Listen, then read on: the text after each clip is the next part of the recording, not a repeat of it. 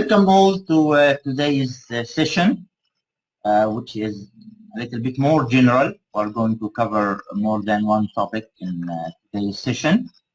It's about some tools and some layout tips for creating, designing, and managing your online course. The objectives we have for today's session, inshallah, by the end of the session, we'll be able to realize the importance of layout in online courses in general, why we are speaking about layout when we are speaking, and it is one of the most important skills for an online instructor or teacher. To recognize the aspects of effective layout. Layout can be effective, and sometimes it can be a problem in an online course. Then we are going to speak about some main consideration writing online and providing. When you are writing online, you know that is completely different from writing paper or writing something for the students, a pamphlet, or writing on blackboard. I mean the whiteboard in the classroom. Writing online has some consideration we are going to know, inshallah, and yes by the end. And also about EMS and graphics. We should have some consideration to use this effectively in designing the content in our then in application, we're going to speak how to apply changes in Blackboard courses layout through customization tools, and to use effective tools in Blackboard, that these tools are going to facilitate our work on Blackboard, how to change different dates at the same time from date management tool, how to use Rubric in grading assignments, and other tools, inshallah. We hope, inshallah, we'll have time to cover all of them. These are the items in the introduction or the theoretical part we would like to say. We're going to speak why layout matters in online courses. Then we speak about effective content design, then effective layouts, writing for online, some consideration, or online means in online courses, websites, whatever, and also about using images and graphics. In the practical side, we speak about course customization, priorities, and the teaching style as two effective tools in customizing your course.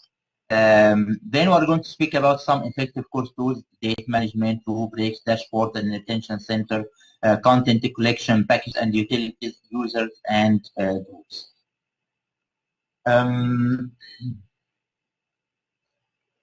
First of all, why layout matters.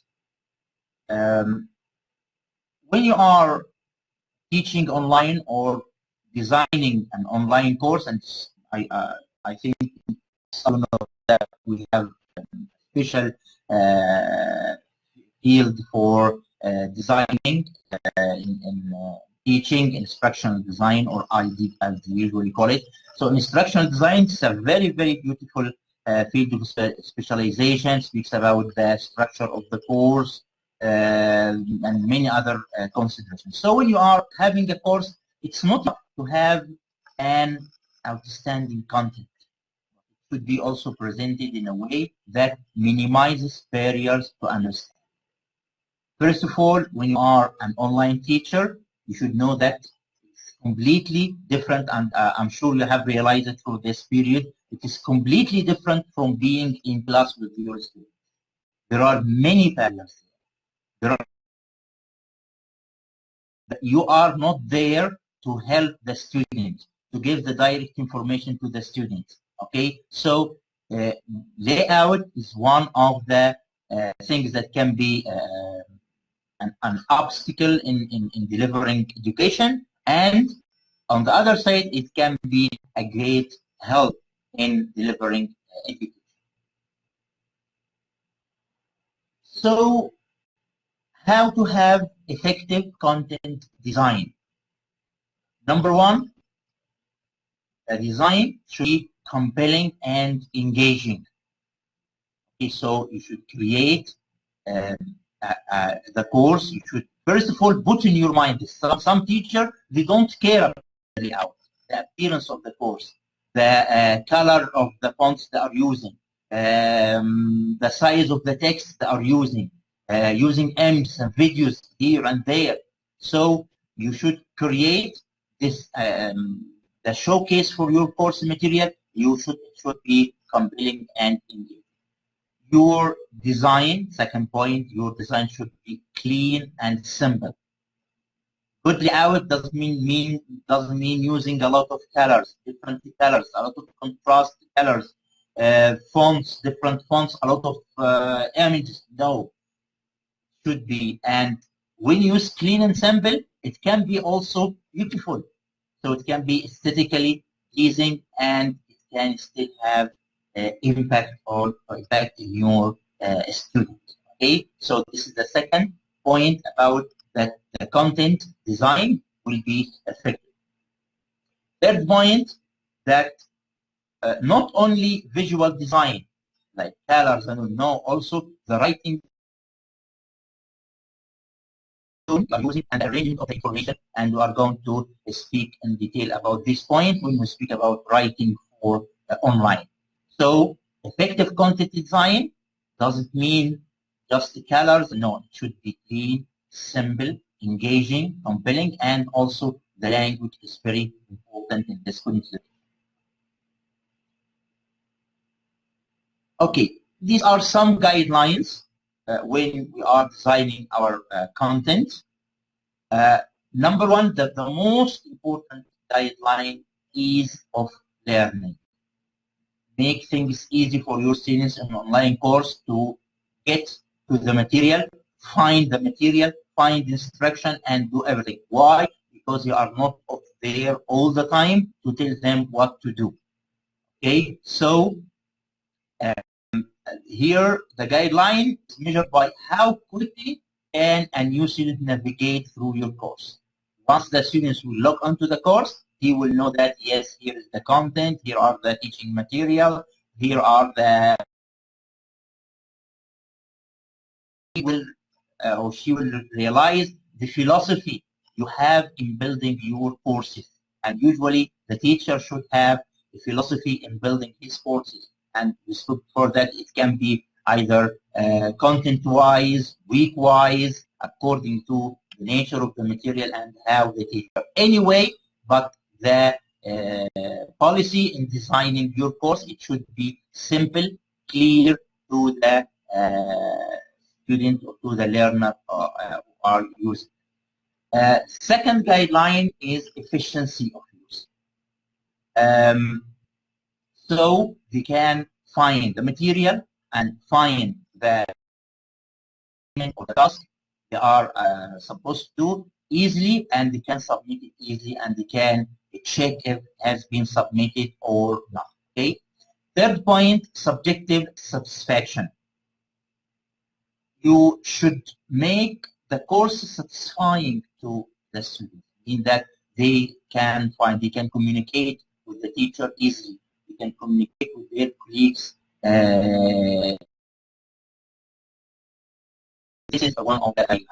Then usability and accessibility are the two, the last one, that things should not be difficult for them. So students with different levels of abilities, experience, knowledge, language skills, okay, they can have access to the course and they can use the course effectively. Means that don't use things that much computer skills from the learner.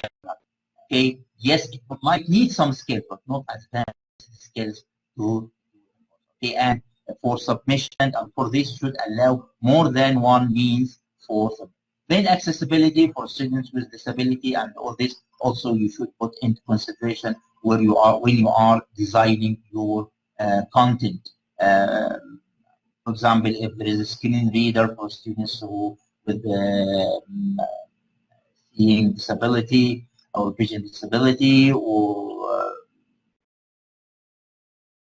accessibility tools that you should consider if you have some students in your course who need such this help. Okay, then effective layouts. This can be what we can call best practice in designing a layout for our course. Number one, use clean and simple pages. Okay, means that there should be some white space to separate paragraphs. Don't write as if you are writing a paper, no, or putting images with text. No, there should be clean space so that the reader can grasp the content of the page from one single glance at the page, and you can divide the content into more than one page, okay, instead of putting everything in one page. Second, an advice of best paragraph means that use space between paragraph instead of indenting the first line. Use spaces between paragraphs. Here, if you are, for example, creating an article or creating something for the students to read. Third and important consideration when you are writing or creating the layout or the content in your courses, that you should be consistent. Don't every time use, okay, I am creating a test, okay, I'll make the color of the title of the test in red, another in blue, another. No, be consistent. Means the students can predict what's there from just the color or the arrangement of the content, because he is now accustomed to your style of preparing. Okay, that the design elements are repeated. You are using same font, same colors, not same for everything, no, but for the same material. Using the title, special font, size, a certain color. Okay, so you should be consistent at least in this course, if not in all your courses. And this is one of the important things. Headings is very important. Don't just put narrative there. You have to chunk information and make your pages easier to scan. So you can divide the material you are presenting to the students in written, or you are providing videos, literature. So it should be arranged so that the eye can easily catch what's there. And again, the color scheme for your it should also be consistent, and some sites that don't use more than 5 colors in your. By the way, this most usually a result of some empirical studies done in courses and surveys done for students, and they came out with these ideas. So don't use much colors or many colors, too many colors in your this about how to make our layout or the layout of the course effective for our students, so that this will have a very important effect in their doing and their finding their way, as sometimes we say, in the next point about writing. When you are writing, for example, writing,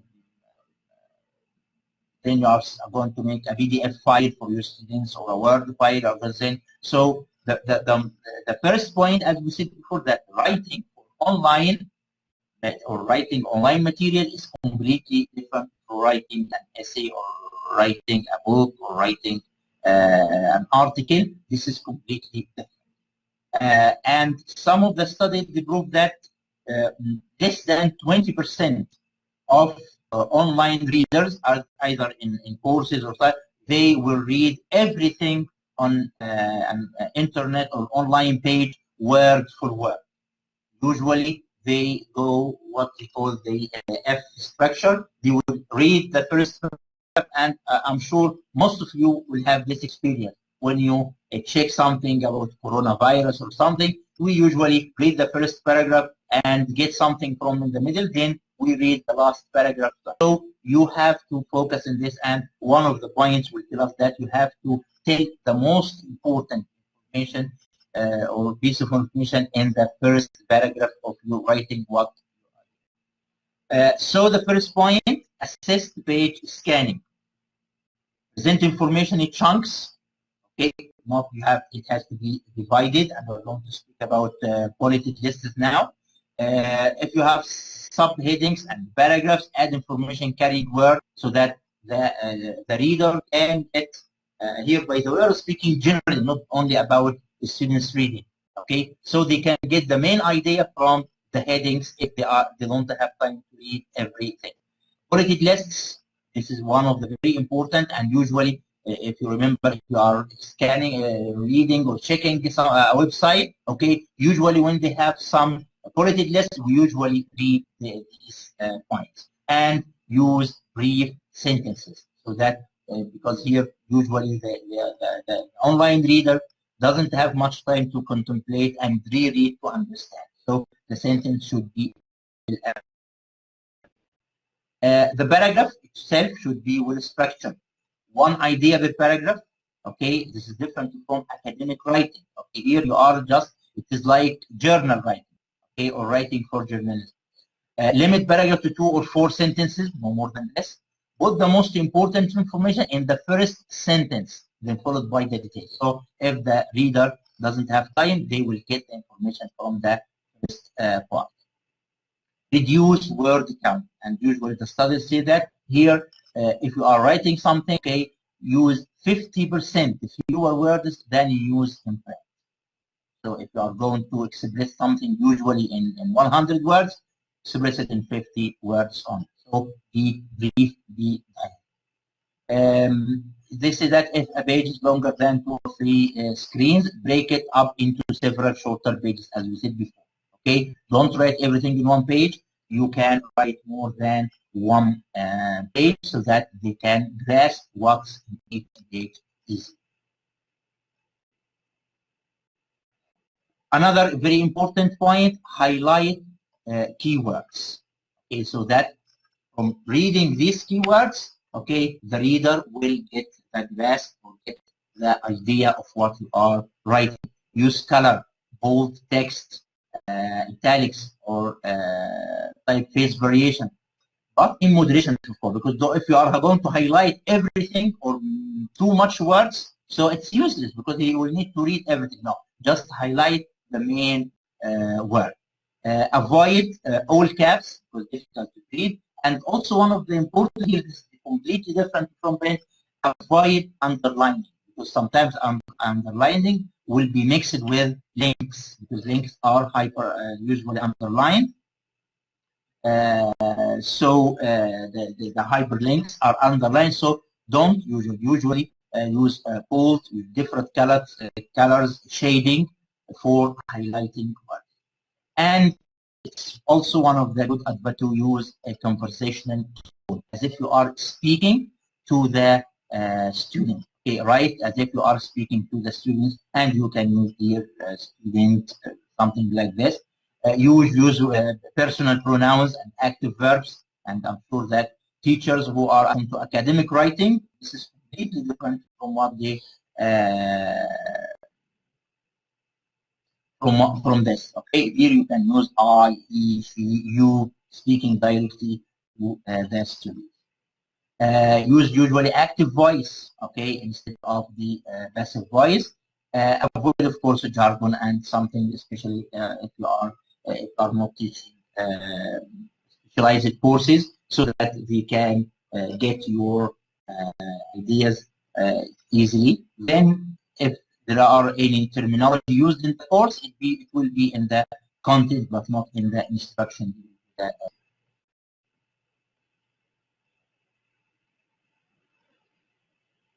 Okay, this is about writing, some for writing your content. The last point before we move to the practical part about images and graphics. Of course, now, generally speaking, we are in what they call visual era, and people understand visual things more than reading texts or listening. They can see, and especially the new generation now. So using graphics and using images is sometimes also tables, very important. These are why graphics are very helpful in teaching. Number one, they will help the students to navigate and locate the information easily, okay, through visual clues. You can use infographics, pictures, okay, but of course here the focus more is about infographics. Turn your ideas into graphics or graphs that can be easily understood by the student. Also, interpret difficult to understand information. They can read, don't understand, but just they can have a look at the graphic to see the relation between the information and see the main words written. It will be easy for them to get the idea. 4, visual mental models, of course. And we used to say before that because we have some students who are visual learning. I think now most of the students are visual learning because what you are using now on social media, and so what they can see, they learn better than what they listen or read their posts. And of course, it leads to better understanding, especially the relationship between ideas and concepts. One of the advantages of using graphics in your course. Some basic rules for image use when you are using. First of all, you have to use the right format. Not all pictures, not all graphs will be uploaded to the course, and some of them are big in size, so it will be difficult for students to download, and usually it is recommended to use PNG and JPG format. These are the smallest and the clearest format of the picture. So if you are creating, of course, you know, I have a lot of programs that will help us to create graphics. One of them will be, for example, PowerPoint, okay, and all these, and you can save as JPG in PowerPoint. Now you can create a slide, okay, you make it as a graphic, and then you can save it as a JPG picture, and then you can upload it to the course. PPG, BMG, all these formats are the easy. There are other formats, and they can be uploaded to Blackboard and all sites, but they will, and sometimes they are clearer, but they will create a problems for the students if they are sometimes want to download easily into their device. The use of a graphic, you should have a purpose of this. Okay, just don't use it for just putting a picture there. Okay, but the design, as you said, should be effective, and everything should be used for. Also, we can use animations, and animation extremely, as you said, extremely effective in delivering the information to us. And also, we have many animated videos that you can download from the internet, and there are many programs that will help you to create ones for you. They are, but if they are overused, okay, they might distract the learner. So use it, but with a purpose and in a reasonable way.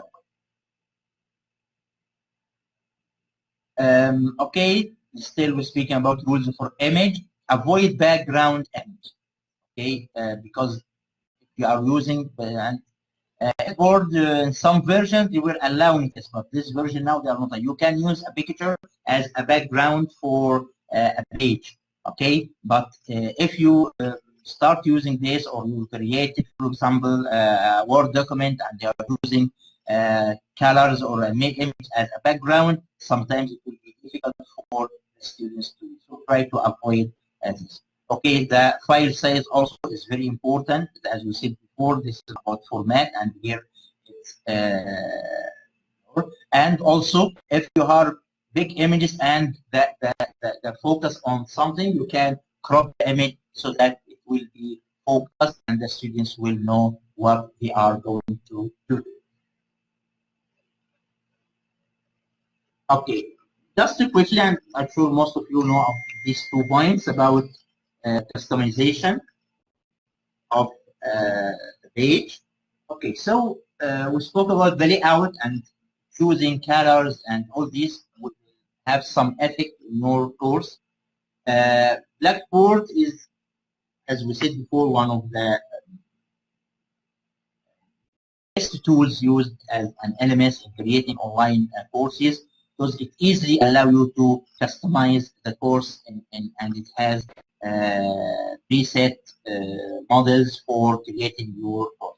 We have here two tools, very important tools. This is properties and teaching style.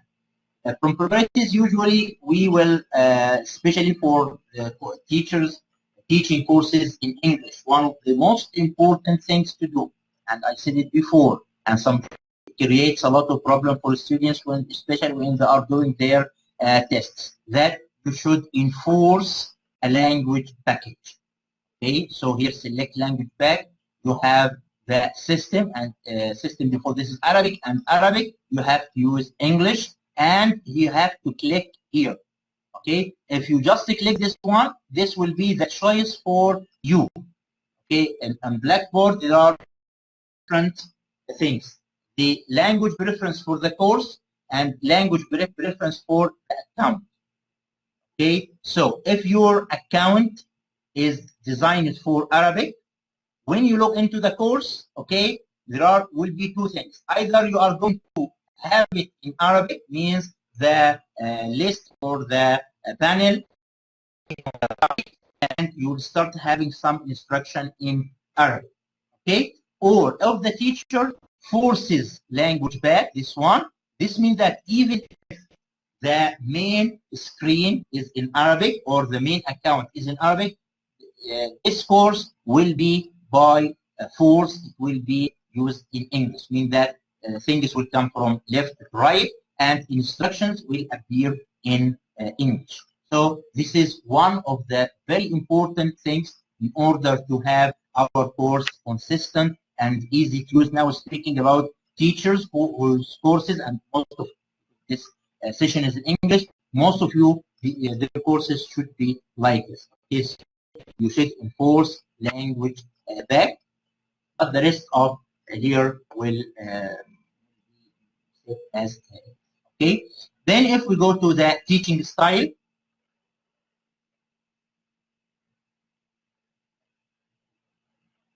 okay, this one, but usually when the course is running, it is not advisable to use it. It change the structure of the course. Okay, usually when the courses are built at the beginning of the semester, there is a default unified building, like we're going to have information, content, some tabs. So speaking about tabs here. Okay, okay, you can change this by the nature of the course. Like for example, focus on activity. You have some different. This will change the. Okay, but it is not. Don't do this while the course is running.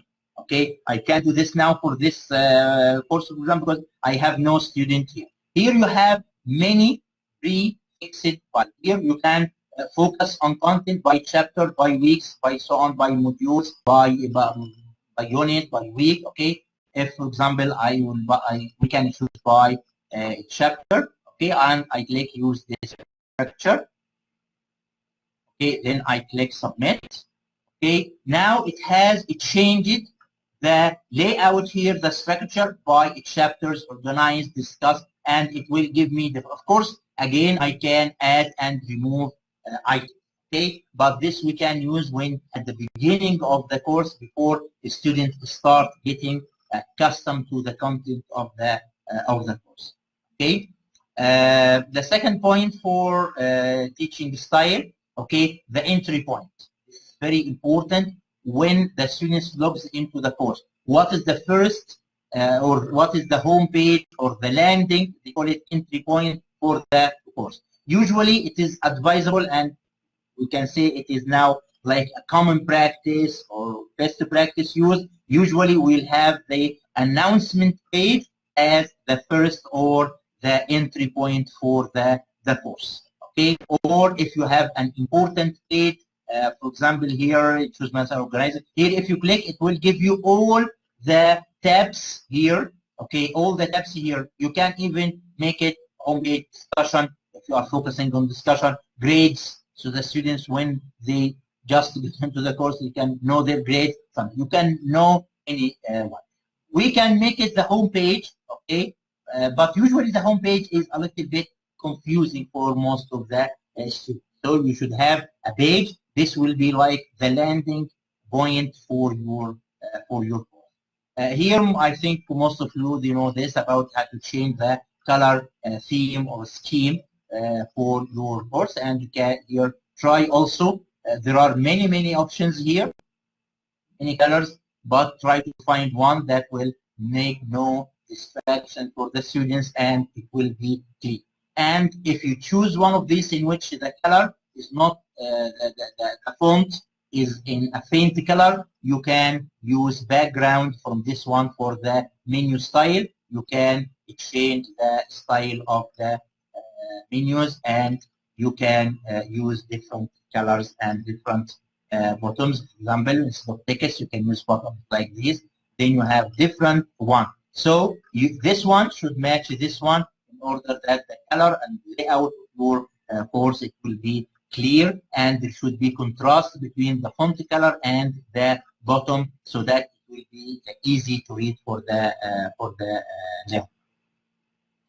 One also of the good things, if you can create a banner for your course, you can create a banner, and a banner can be created very easily also using PowerPoint. Okay, you can choose from the slide size. You can choose banner. It will make you make them. You can put some pictures and some text. Save it as a picture, as a GPG picture, and then you upload it here, and it will appear in your course, so that it will give a special, what we call a special character for your course. This page is very important in creating your course. Okay, here I am using a banner for the course, and I am making the announcement, the entry point for my students. Will have a welcome page, have a schedule for the classes. You will have any notification or things, the marks distribution. So this is usually the first part they are going to see when they get into the course. Okay, so these 2 points. No, this is right.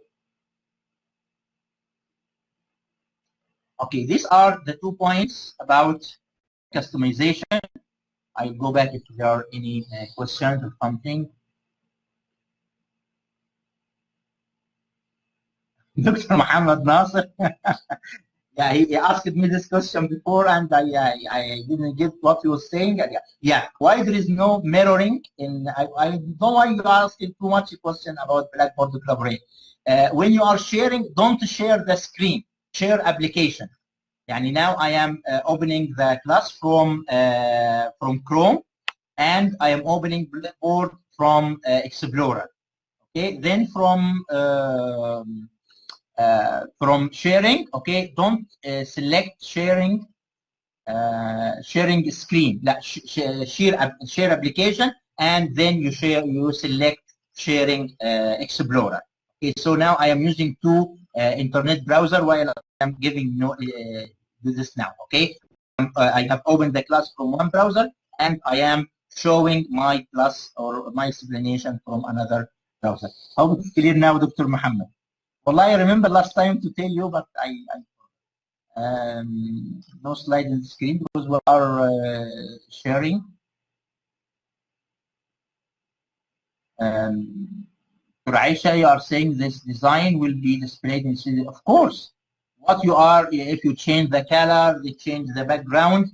This is how your students will see the thing that might be different from you and your student will be the orientation of the page.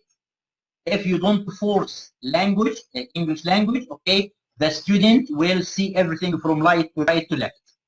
Okay, but if you force language, okay, they will see it the same way you are seeing your course. Okay, now let's move to the tool, and I want to have more time in this. Here we have some important tools. Let's take them one by one. The first one and this will be of importance not for teachers who started just to use online teaching this semester, but for next semester. Okay, when you want to change dates for more than one activity at the same time. For example, now, inshallah, when we start the new semester and you wanted to copy, and we are going to speak about how to copy courses now in packages and utilities. You wanted to copy from one semester to another semester. The activities, everything will be covered with the same dates. So instead of going to each item and changing the date, we have this tool now from Course Tools. We have the date management tool. Okay, here we have three options. Use course start. This is very effective, but sometimes, or very quick, but it's sometimes. Here it will say that, for example, this course I taught last semester and it started, for example, in mid-January, 15th January. Okay, and this course I am using now, and it is going to start in, for example, mid-May. Just give these two dates: current start date, the new course, okay, the date of the original which you taught, okay, and the new semester or the new date you are going to start the course. Okay, just give the date and it is going to calculate the dates, and it will shift the dates with this. There are, for example, 90 days, so it will add 90 days to all due dates and availability dates for all your course just with one click. Okay, for example, we can see that my new course is going to start, as we said, 15th May, and the course I copied from, it started on 15th January. So automatically it will this one. Okay. The other one, I can do it by myself, adjust by number of days. I'll ask shift all dates by, you see this number, this one of my courses, I calculated were 137 days. So it will add 137 days to all my due dates. Of course, you will find something that you will need to change 1 or 2 days later. We're going to see how. Or the third one, which usually we do, that you are going to list all dates for review, then you are going to change in part. When we click start, it will take some time. Here, inshallah, it's not going to take any time because this course has nothing. The time here will depend on how many items you have in your course. Next, I should have done this now. So I have just 3 things. Okay, it will show me something here, and this is the start date. I don't have even due dates here. We go to one of the courses to show it quickly.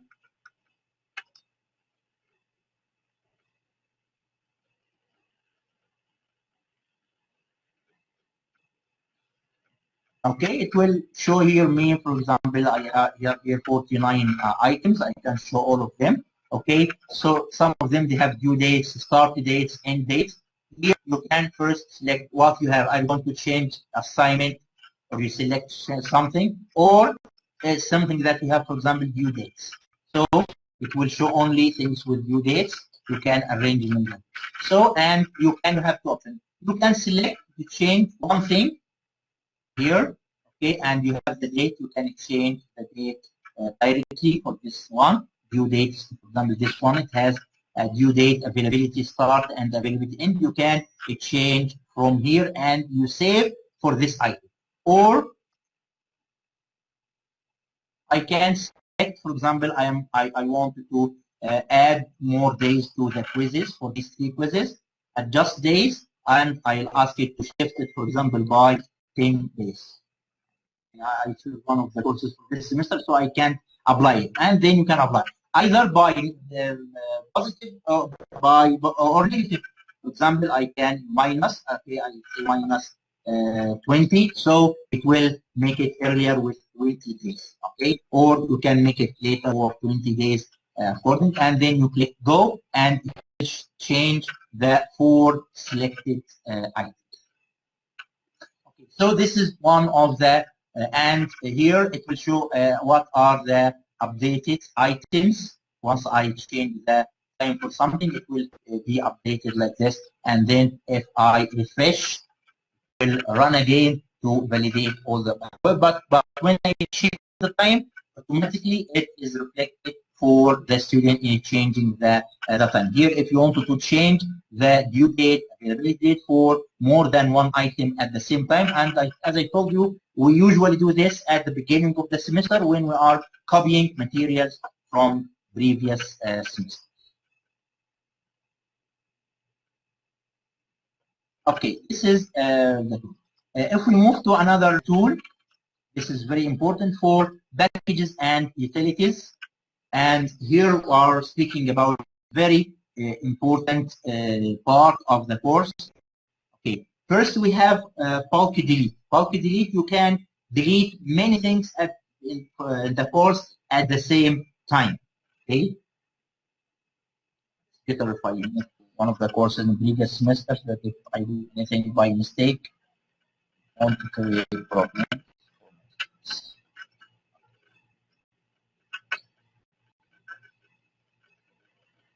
By the way, for me, for example, I usually my courses you will look the same all the semesters.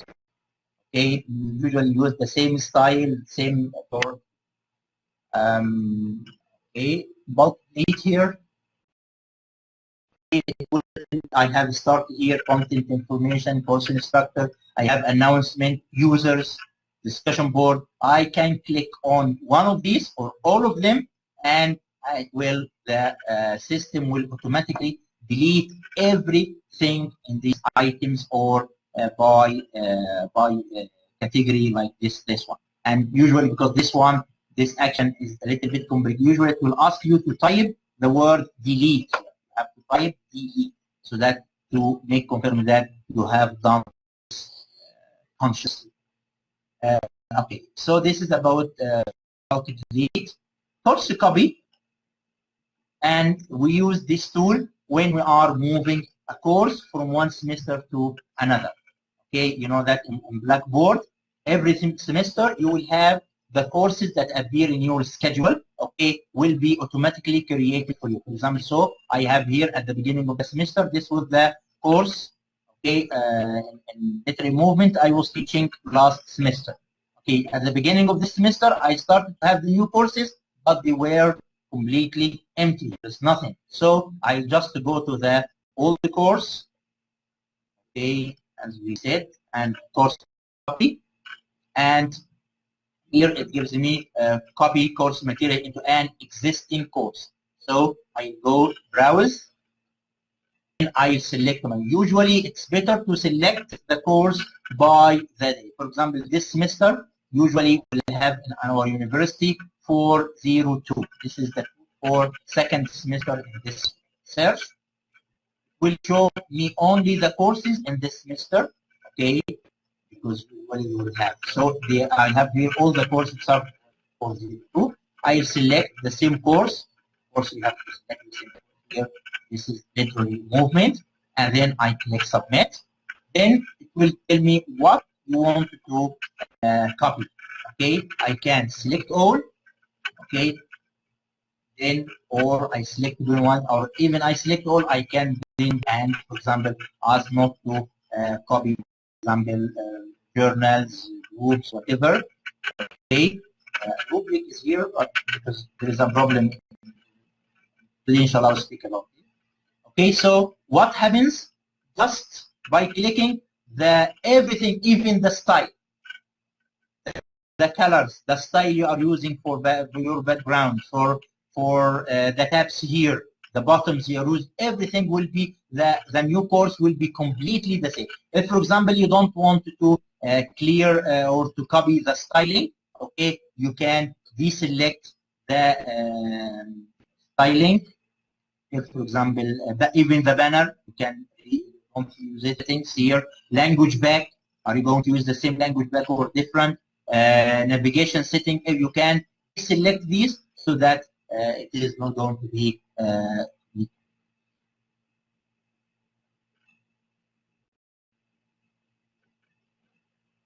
Third tools we are going to speak about in this about package is how to export the whole course.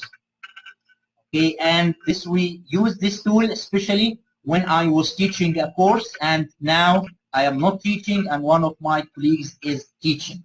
Okay, so I wanted to give him the material I have created and the course I was teaching so that he can use or can exchange later. So here we have export and here we have import. So we have export archive course. First, before we export, we have to archive a course, and also this is very important for you because in Blackboard they usually keep the courses on for 2 semesters. Here we have the semester for this semester and previous. Suppose I was teaching a course previously, I can't see now. So it is better that by the end of the semester you have to or you export all your courses. Okay, so that if you need them later, you are not going to ask the people in administration in e-learning so that they can send you a copy and it will be there. So you will have a copy of your course and it will be mine. If you move to another place, if you would like to use, but this package will be only used on Blackboard and some similar learning systems, not all learning systems. First, you have to archive the course. You click archive, and it will tell you if you would like to archive even the grade center in your course, or just it will archive the material, and then you click submit. And it will take some time, usually around half an hour. This will depend on the size of the course, and you will find here a file. You can download this file and keep with you. Of course, you can't open. You have to see what's there in this package. You have to upload it into a Blackboard course so that it will be you can see what is. This is why when you download, you have to give it a very clear name. For example, this is course with this title. I was teaching in this semester on this. Later, this is from personal experience because I have archived some courses and later I don't know which course and which one I was using at that time. The code, there is a code there, but sometimes it is difficult to get the information from this. So you archive, you keep this file, give it a very clear name so that you can use later. Or you can give this course or this file to your colleague and he or she will upload to their course and you will have all the material. Especially, of course, if you are uploading the course, it will tell you what you want to upload. So when you are uploading again your course or your colleague is uploading, you can select what are the elements they want and what are the elements they don't want. And if they upload everything, they can go to bulk delete and delete, for example, all announcements, all discussions, all assignments, whatever. They can have bulk delete. This is very important. This, okay, we can see, for example, here. We have much time now. So let's see. Move to another one from use and group. Another tool. Okay, users and group. Inshallah, in 5 or 10 minutes, inshallah, we'll finish.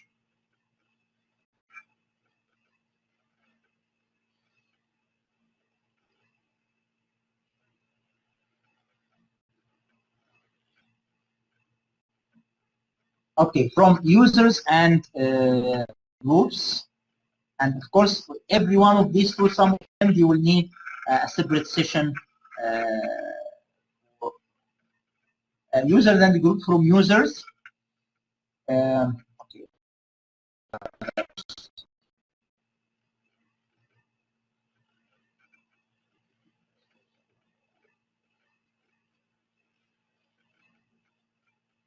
It will show you a list of all the students in your course, including you.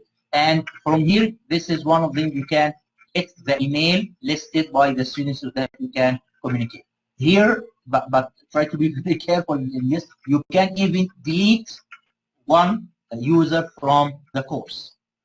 Okay, you can delete, especially after 2 or 3 weeks, because If you at the beginning of the course, if you delete a student, automatically it will be uploaded, because you know in our system there is synchronization between the admission, the registration system, and the Blackboard system. And usually this synchronization at the beginning of the semester, I think it happens every 2 days, then every.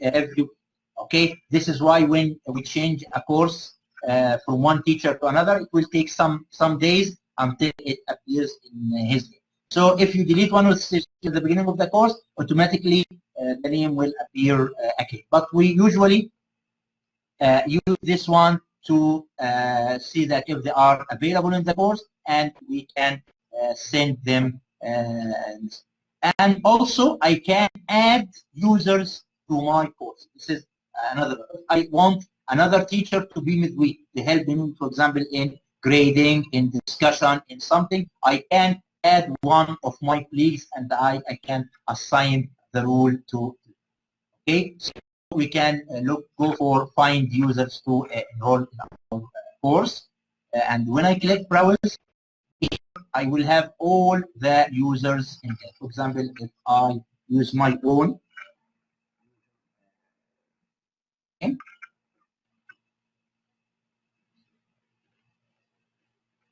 yeah, I should be in the course. Can anybody send me their username quickly? Or here, no need to waste time in this. Okay, so we will just write. Okay, no need. Okay, so you will just write the here you are going to type the username of the you can select by not blank.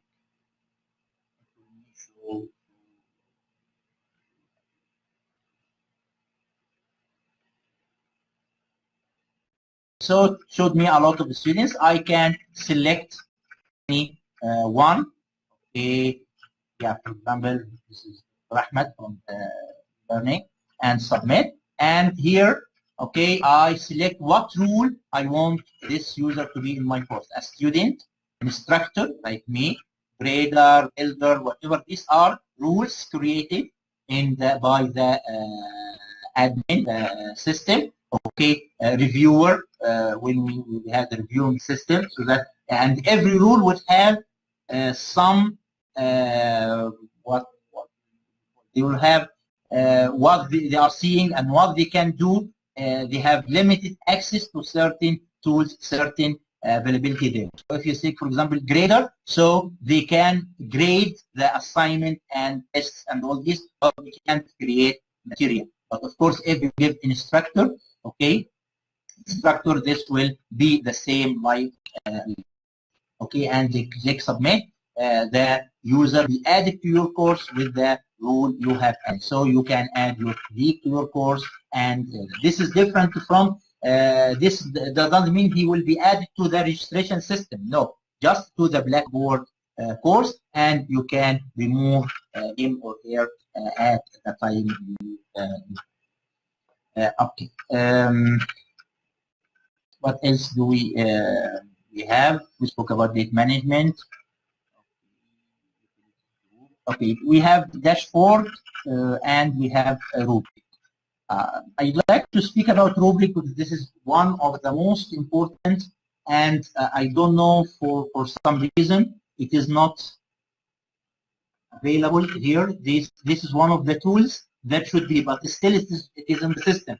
But inshallah, I'm going to contact the people, Dr. Ahmed, why the link is not available. It was available, but last update it was, but still it is working. I'll show it to you now.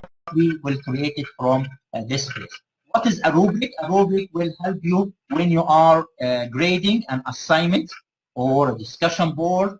You can, instead of giving a holistic mark, you are going to give it by date, and it's very effective as a feedback for the students.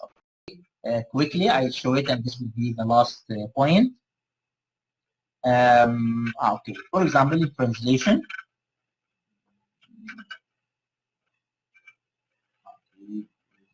center.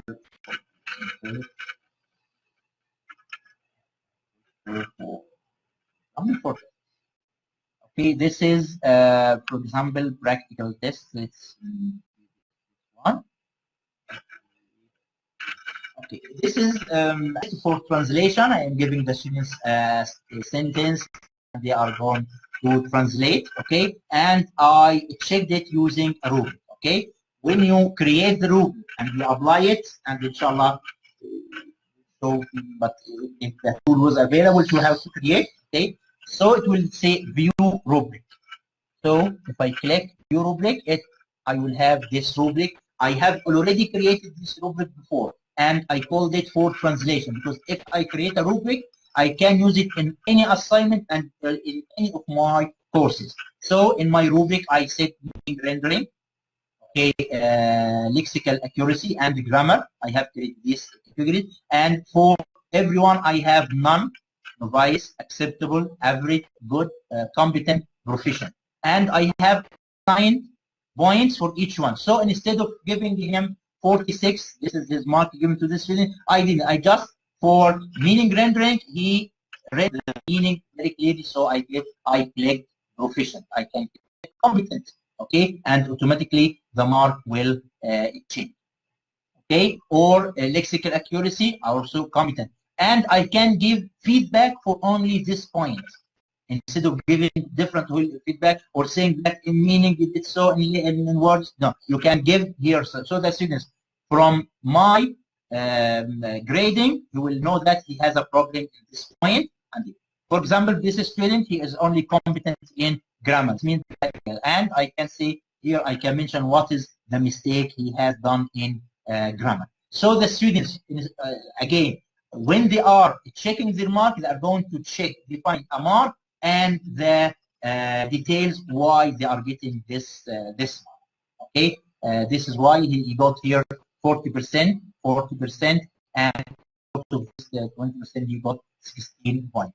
The rubric can be shown in this layout, which personally I like this again, or you can have it as a list like this, meaning rendering you have, and then you click, and then you click. You can change it, and when you change and you click submit, the mark will change. And still, you can give also some feedback, general feedback for the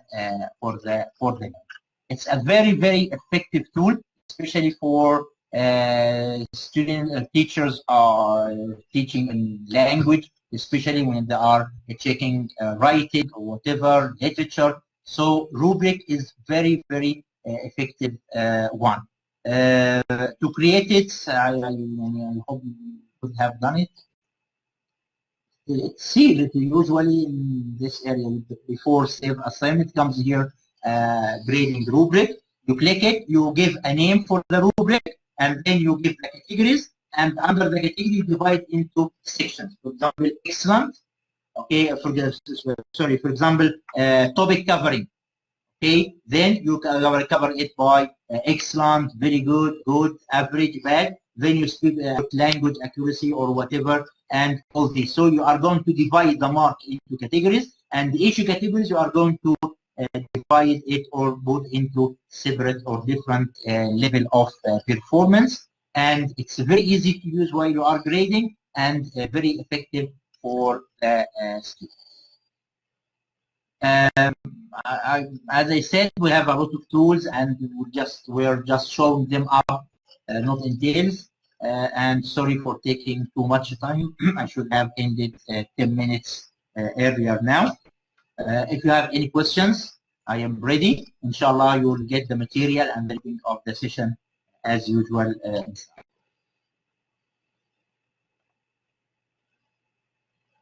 Okay.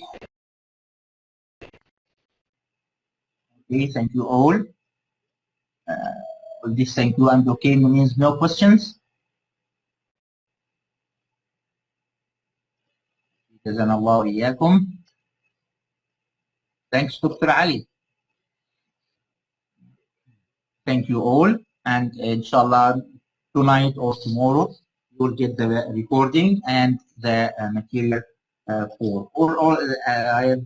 going to make it available the same way.